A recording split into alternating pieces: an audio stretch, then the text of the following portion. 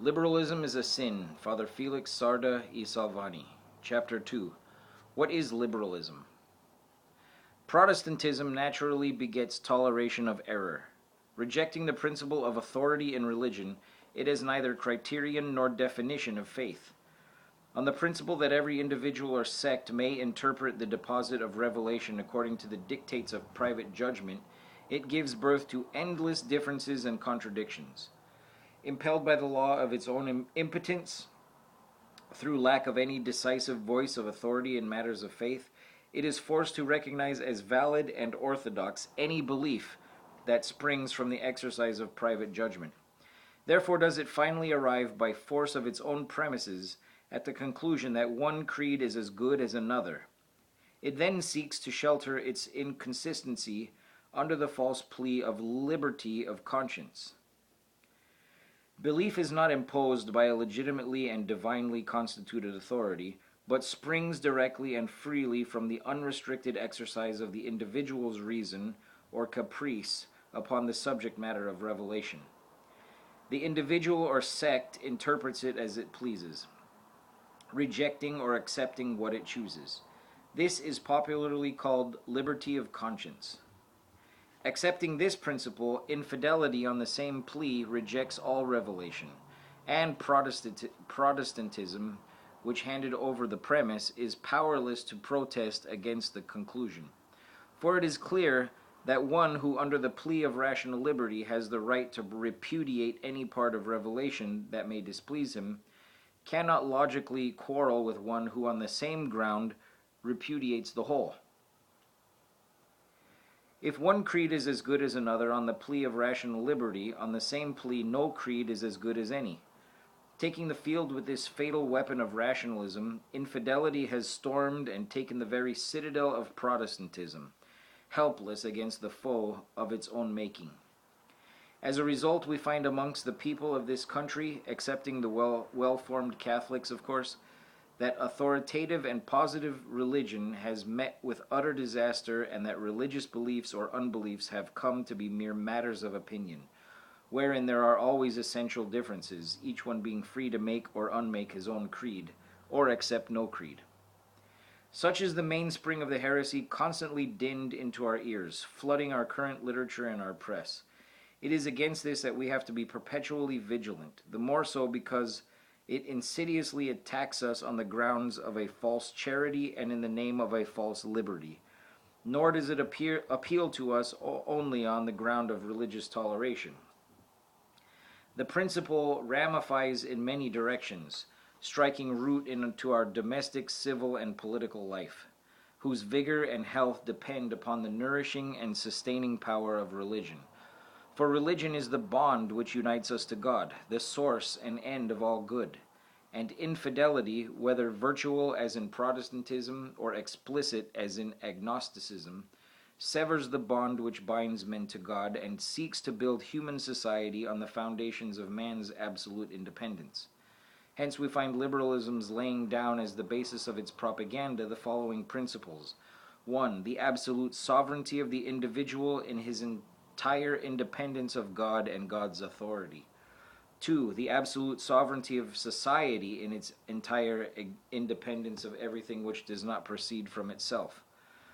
3. Absolute civil authority in the absolute civil sovereignty in the implied right of the people to make their own laws in entire independence and utter disregard of any other criterion than the popular will expressed at the polls and in parliamentary majorities. 4. Absolute freedom of thought in politics, morals, or in religion, the unrestrained liberty of the press. Such are the radical principles of liberalism, in the assumption of the absolute sovereignty of the individual, that is, his entire independence of God. We find the common source of all the others. To express them all in one term, they are, in the order of ideas, rationalism, or the doctrine of the absolute sovereignty of human reason. Here human reason is made the measure, the sum of truth.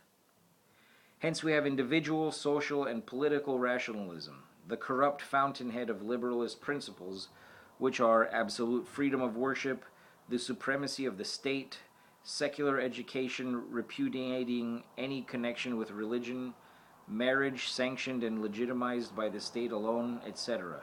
In one word, which synthesizes all, we have secularization, which denies religion any active intervention in the concerns of public and of private life, whatever they be. This is veritable social atheism. Such is the source of liberalism in the order of ideas. Such, in consequence of our Protestant and infidel surroundings, is the intellectual atmosphere which we are perpetually breathing into our souls. Nor do these principles remain simply in the speculative order, poised forever in the region of thought. Men are not mere contemplatives. Doctrines and beliefs inevitably precipitate themselves into action. The speculation of today becomes the deed of tomorrow, for men, by force of the law of their nature, are ever acting out what they think. Rationalism, therefore, takes concrete shape in the order of facts. It finds palpable expression and action in the press, in legislation, and in social life. The secular press reeks with it, proclaiming with almost unanimous vociferation absolute division between public life and religion. It has become the shibboleth of journalism, and the editor, who will not recognize it in his daily screed, soon feels the dagger of popular disapproval. In secularized marriage and in our divorce laws, it cleaves the very roots of domestic society. In secularized education, the cardinal principle of our public school system, it propagates itself in the hearts of the future citizens and the future parents. In compulsory school laws, it forces in the entering wedge of socialism. In the speech and intercourse of social life, it is constantly asserting itself with growing reiteration. In secret societies, organized in a spirit destructive of religion and often for the express purpose of exterminating Catholicity, it menaces our institutions and places the country in the hands of conspirators whose methods and designs, beyond the reach of the public eye, constitute a tyranny of darkness. In 1,000 ways does the principle of rationalism find its action and expression in social and civil life. And however diversified be its manifestation, there is in it always a unity and a system of opposition to Catholicity. Whether concerted or not, it ever acts in the same direction, and whatever special school within the genus of liberalism professes it or puts it into action, be it in society, in domestic life, or in politics, the same essential characteristics will be found in all its protean shapes. Opposition to the church, and it will ever be found stigmatizing the most ardent defenders of the faith as reactionaries, clericals, ultramontanes, etc. Wherever found, whatever its uniform, liberalism is in its practical action is ever a systematic warfare upon the church.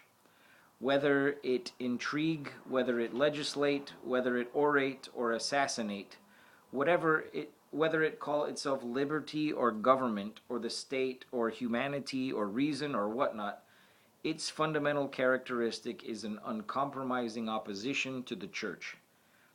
Liberalism is a world complete in itself. It has its maxims, its fashions, its art, its literature, its diplomacy, its laws, its conspiracies, its ambuscades.